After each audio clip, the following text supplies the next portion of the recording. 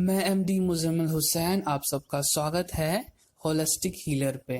तो पिछले सेशन में हम समझ रहे थे फ्रैंकल एक्सरसाइज के बारे में।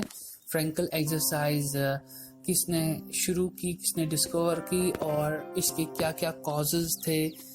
जिस डिजीज के बारे में बात हो रही थी, जैसे टैप्स डॉर्सलिस या कोई भी न्यूरोलॉजिकल डिसऑर्डर होता है, तो उसमें जो एटेक्सिया नाम का एक सिम्टम होता है जिसमें बैलेंस पेशेंट का बिगड़ जाता है और इनकोऑर्डिनेशन या फिर ये कह सकते हैं कि मूवमेंट बहुत ही अच्छी तरह से नहीं होते हैं। अगर लेमन की लैंग्वेज में समझे कि उनके जो हाथ पैर है अच्छी तरह से काम नहीं करते हैं। और हाइपोशूट या हाइपरशूट की एक टर्म जो पिछले सेशन में हमने डिस्कस नहीं की, ऐसा उनको फील होता है कि कोई भी ऑब्जेक्ट जो है उनको अगर वो उसको देख भी लेते हैं, उनका विजन लॉस नहीं होता है, लेकिन उनको क्या फील होता है कि ऑब्जेक्ट का जो लोकेशन है या वो आगे उसको हाथ उस ऑब्जेक्ट के बढ़ाते हैं या फिर उससे कम डिस्टेंस पे अपने हाथ को बढ़ाते। इट मीन्स कि एग्जैक्ट लोकेशन उनके पेशेंट्स में ये लैकिंग होता है। तो ये भी आप समझ गए होंगे। आज हम कोशिश करेंगे जो फ्रैंकल एक्सरसाइज जो प्रोफेसर हेनरिच सेबास्टियन फ्रैंकल ने 20th सेंचुरी के आखिर में इसको इंट्रोड्यूस किया था। उसमें एक पेशेंट के बारे में भी एक स्टोरी मैं बताना चाहता हूँ कि उन्होंने कैसे समझा कि ये इसको हम कंटिन्यू कर सकते हैं। एक पेशेंट आया था, उनको भी यही एटेक्सिया प्रॉब्लम सिम्टम था। तो एक टेस्ट होता है इंडेक्स फिंगर टू नोज, यानी फिंगर टू नोज एक टेस्ट होता है जिसमें जो डॉक्टर होते हैं वो उनको एक टेस्ट, सिंपल सा टेस्ट करने को बोलते हैं कि अपना राइट इंडेक्स अपने टिप ऑफ द नोज के ऊपर टच कीजिए, और ये पेशेंट से नहीं हो पा रहा था। और उसके बाद सिमिलरली जैसे कि 1-2 महीने के बाद है फॉलो अप करने के लिए पेशेंट को, जब भी वो आया था नेक्स्ट टाइम, तो उसमें एच फ्रैंकल बहुत ही एक हैरान हो गई कि वही जो एक्टिविटी थी वो बखूबी कर रहा था पेशेंट। तो फिर एच फ्रैंकल ने उनसे कहा कि ये कैसे आप कर पा रहे हो, मैंने उंगली को अपने इंडेक्स को कैसे टिप ऑफ द नोज के ऊपर आप टच कर रहे हो।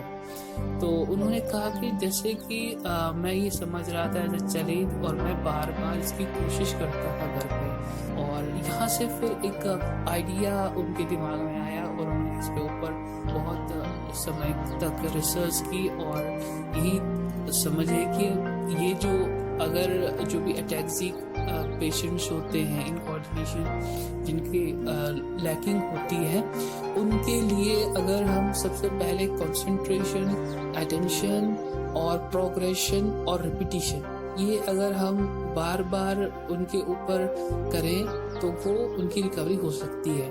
और मैंने पिछले सेशन में भी बात की थी कि 20,000 रिपीटिशन से लेकर 40,000 रिपीटिशन तक अगर हम वो करेंगे, मूवमेंट करेंगे बार बार पेशेंट के ऊपर, तो रिकवरी पॉसिबल है, और ये हम डिस्कस कर चुके हैं।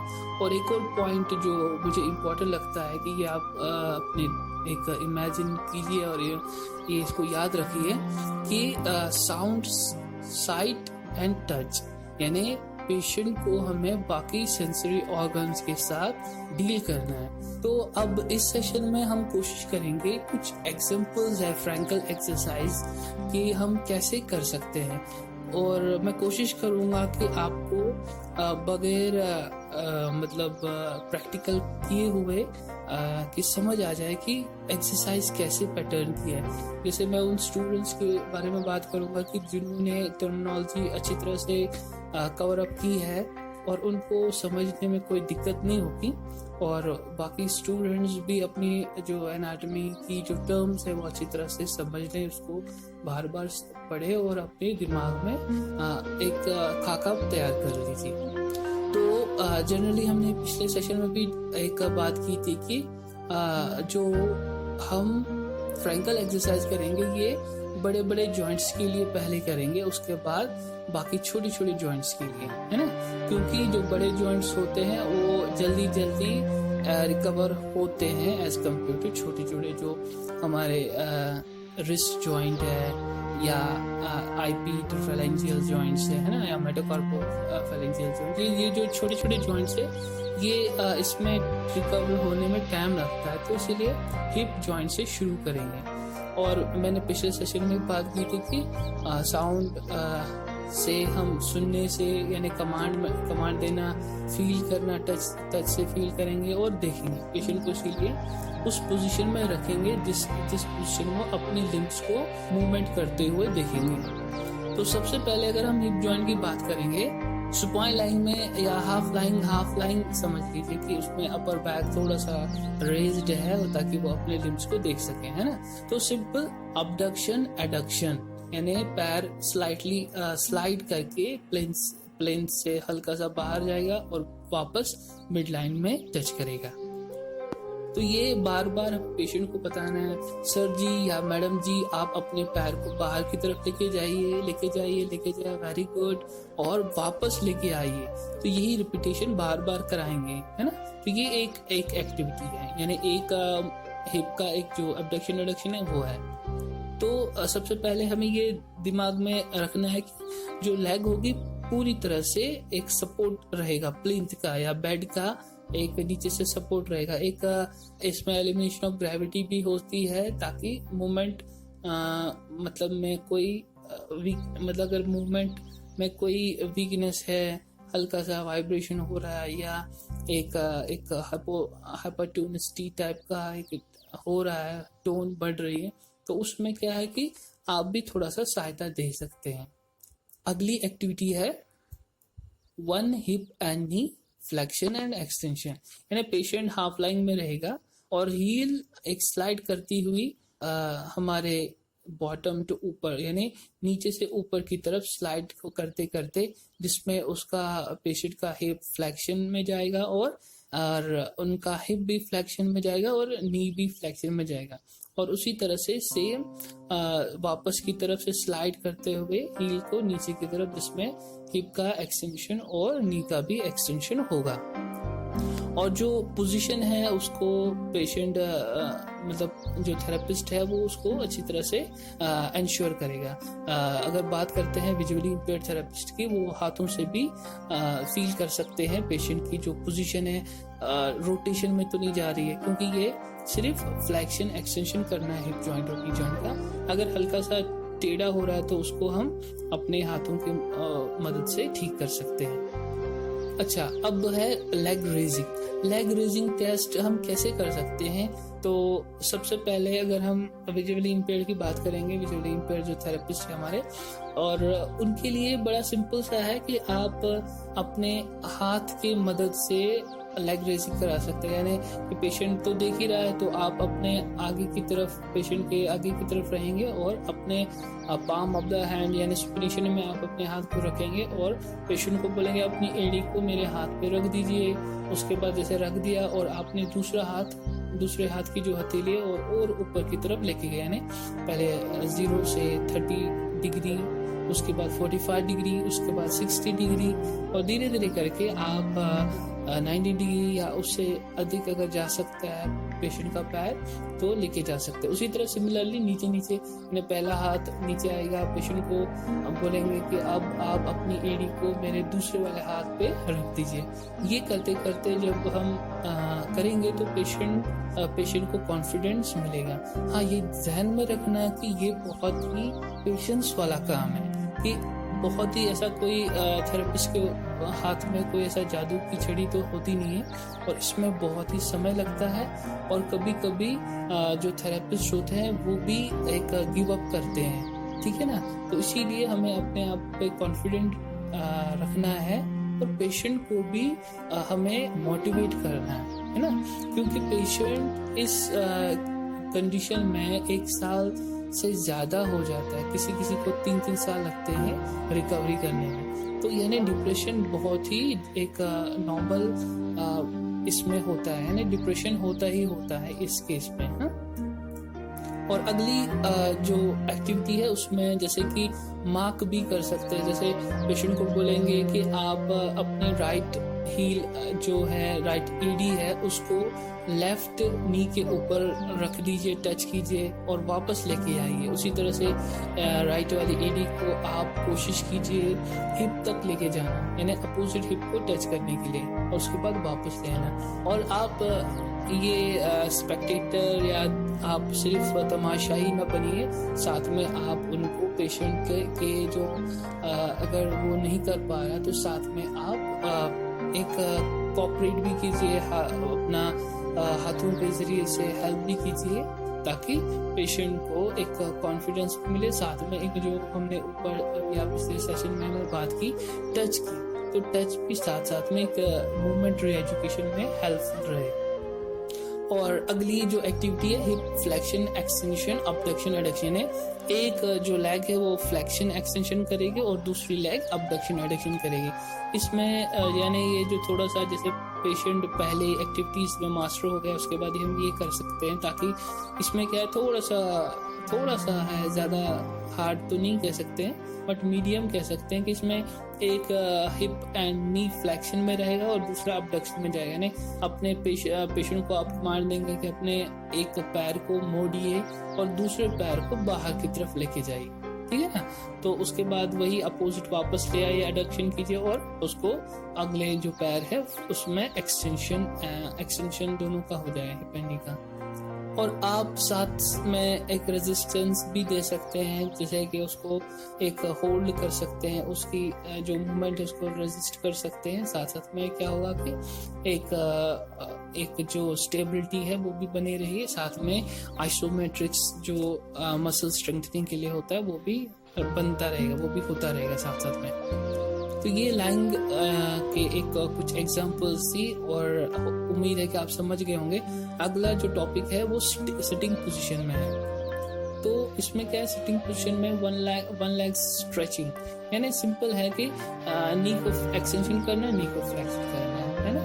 और ये हम जैसे कि पेशेंट को क्लोज टू द वॉल रख सकते हैं और उनको ये भी कह सकते हैं अपने पैर को टच कीजिए रेड कलर, यानी आपने एक वर्टिकल एक लाइन बनाई, वर्टिकल में आपने एक मार्क किया, जैसे 1 2 3 या कलर वगैरह भी आप कर सकते हो। पेशेंट को बोल सकते हैं अपने जो टो है उसको टच कीजिए रेड कलर पे, यानी मेन है हमारा extension and flexion knee joint का।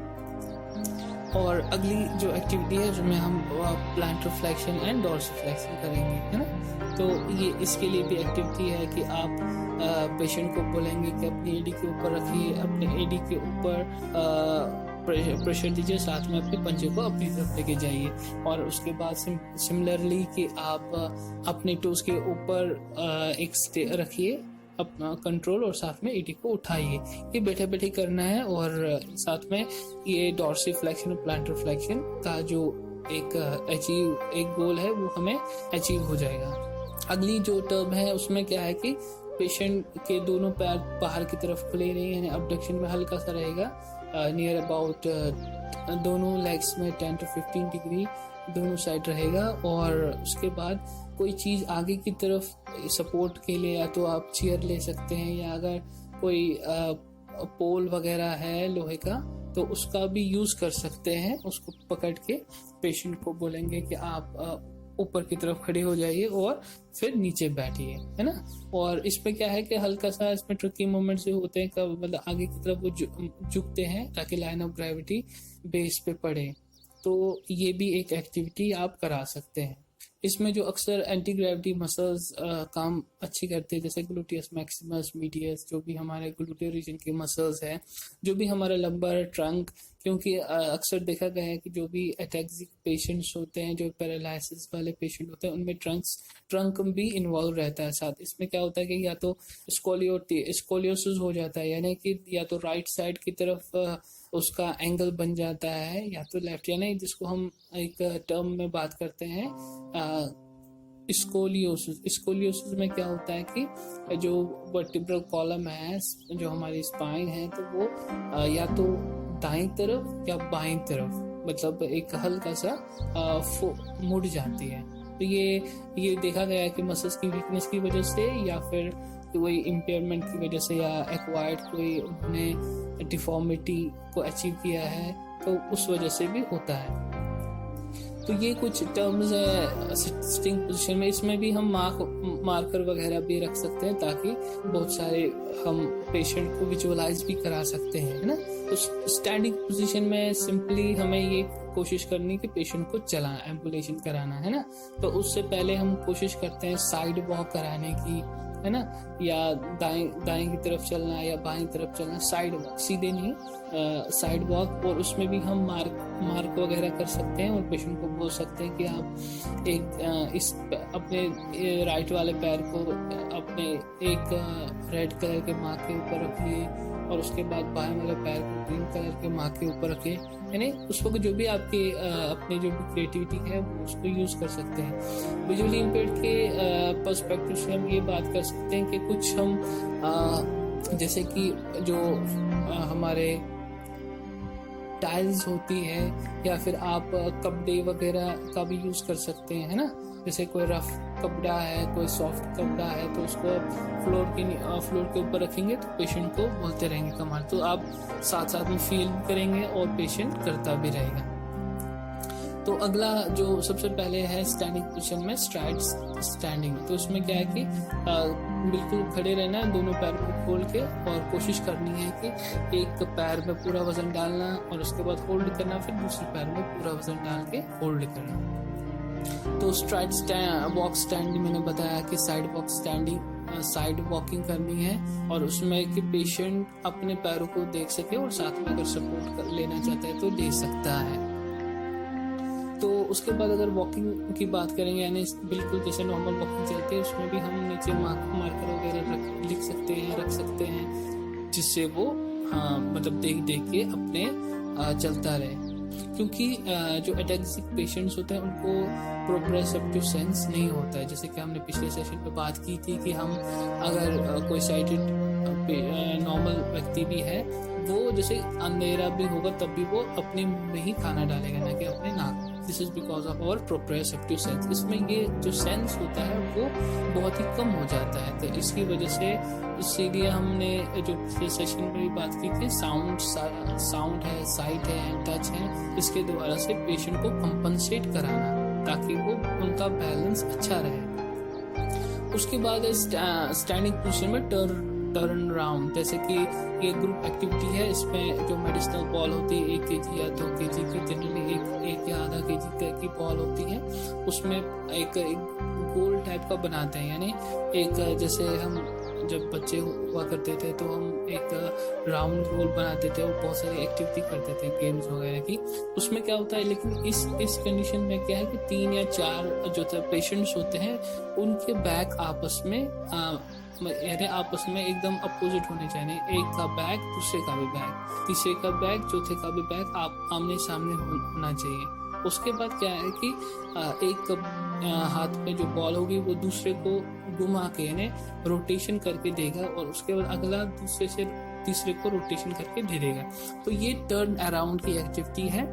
और भी बहुत सारी एक्टिविटीज होती है, ये थोड़ा सा सिंपल है समझाने के लिए। और भी बहुत सारी एक्टिविटी करा सकते हैं टर्न अराउंड में।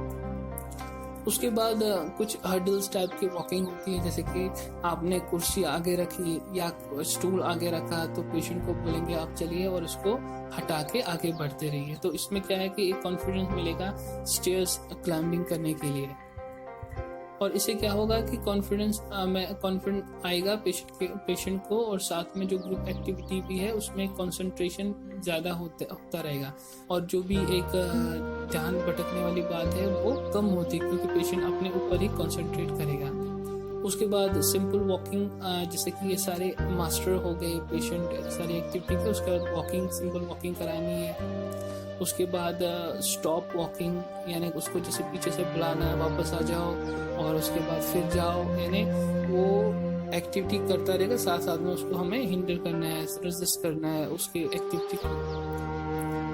तो ये सारी की सारी एक्टिविटी उनको स्टेयर क्लाइंबिंग में भी मदद देगी और एक बैलेंस वहाँ से उतरने में भी मदद देगी।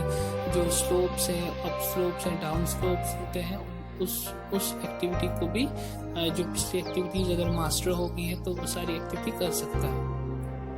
और बहुत सारी एक्टिविटीज ये भी हो सकती है कि उनको हम ब्लॉक्स वगैरह बनाने के लिए देंगे, या फिर पेंटिंग के लिए हम उनको जो स्केच वगैरह दे देंगे।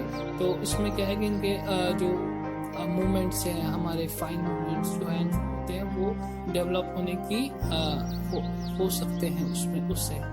और ये करते करते साथ मतलब जो भी हम ये एक्टिविटी करा रहे हैं ये उस कंडीशन को अचीव करने के लिए, जैसे कि फोक हाथ में चम्मच या चाकू वो पकड़ सके, है ना, तो ये भी हम उनको करा सकते हैं। और उसी तरह से ऊपर के बटन्स हमारे वो खोलना बंद करना है वो भी कोशिश करते रहना है पेशेंट को। और साथ में कॉम्बिंग हेयर, खुद अपने बाल को मतलब स्टाइल बनानी है, बाल को ठीक करना है अपने हाथों से जो कि इम्पेयर्ड है। अगर अपर लिम्ब की बात करेंगे तो अपर लिम्ब में एक जैसे स्पाइन लाइन में पेशेंट रहेगा या हाफ लाइन में पेशेंट रहेगा तो स्लिंग यानी ऊपर जो उसके हाथ है वो बंधे रहेंगे और साथ में वो फ्लेक्शन एक्सटेंशन अबडक्शन एडक्शन या रोटेशन कर सकता है। उसके बाद ये भी एक्टिविटी कर सकते हैं कि पेशेंट को बोलेंगे बैठे बैठे या लेटे लेटे आप कोई चीज उठाइए और उसको दूसरी जगह पे रखिए और उसको जहां से उठाया है वहां फिर वापस रखिए। तो ये भी एक एक्टिविटी है, इसको हम बार बार भी करा सकते हैं पेशेंट की रिकवरी के लिए। ठीक है, जितने भी एक्टिविटीज हमने जितनी भी एक्सरसाइज मैंने बताई ये सारी की सारी एक्टिविटी जो है ये रिपीटेड करते रहना है। और साथ में अगर बैकग्राउंड म्यूजिक भी चल रहा है साथ में तो वो बहुत ही अच्छा रहता है। साइड लाइन में अगर बात करेंगे तो साइड लाइन में अबडक्शन एडक्शन करेंगे और अबडक्शन के बाद एडक्शन और साथ में जो ऊपर वाला पैर है वो आगे की तरफ फ्लोर पे रेस्ट करेगा। उसी तरह से आप स्पाइन लाइन में ये करा सकते हैं one hip flexion and extension और साथ में पेशेंट अपने जो ठीक वाला पैर है उसके ऊपर इम्पेयर्ड वाला पैर रख सकता है और फिर वापस वही एक्टिविटी कर सकता है।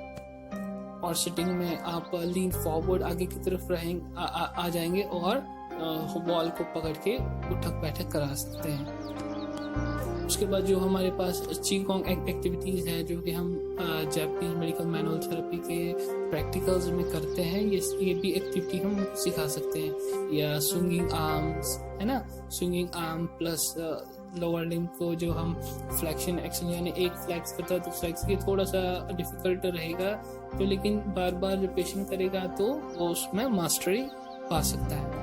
उसके बाद बाउंस और कैच मतलब पेशेंट को मतलब कैच पकड़ने के लिए भी उत्साहित कर सकते हैं। और स्विमिंग डांसिंग जो भी कोई लेजर एक्टिविटीज है ये उनको पेशेंट को प्रोत्साहित करेंगे सारी चीज़ों में। तो ये फ्रैंकल एक्सरसाइज का एक कॉन्सेप्ट मैंने क्लियर किया। आज तो हमने एग्जांपल्स बहुत सारे ले लिए जो कि बहुत एक फ़ायदेमंद रहेगा आप सबके लिए।